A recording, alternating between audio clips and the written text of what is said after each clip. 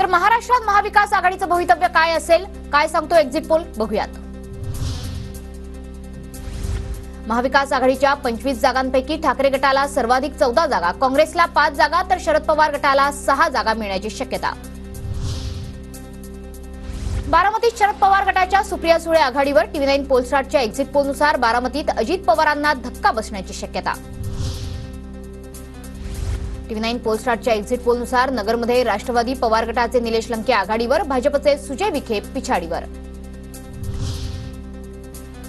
कोल्हापुरात एक्झिट पोलनुसार काँग्रेसचे शाहू महाराज आघाडीवर तर महायुतीचे संजय मंडलिक पिछाडीवर. TV9 पोलस्टारच्या एक्झिट पोलनुसार सोलापुरात काँग्रेसच्या प्रणिती शिंदे पुढे तर भाजपचे राम सातपुते पिछाडीवर. छत्रपती संभाजीनगरमधून TV9 पोलस्टारच्या एक्झिट पोलनुसार चंद्रकांत खैरे आघाडीवर तर MIMचे इम्तियाज जलील, शिवसेना शिंदे गटाचे संदीपान भुमरे पिछाडीवर. माढ्यातून TV9 पोलस्टारच्या एक्झिट पोलनुसार राष्ट्रवादी पवार गटाचे धैर्यशील मोहिते आघाडीवर तर भाजपचे रणजितसिंह निंबाळकर पिछाडीवर. TV9 पोलस्टारच्या एक्झिट पोलनुसार साताऱ्यात पवार गटाचे शशिकांत शिंदे आघाडीवर तर भाजपचे उदयनराजे भोसले पिछाडीवर.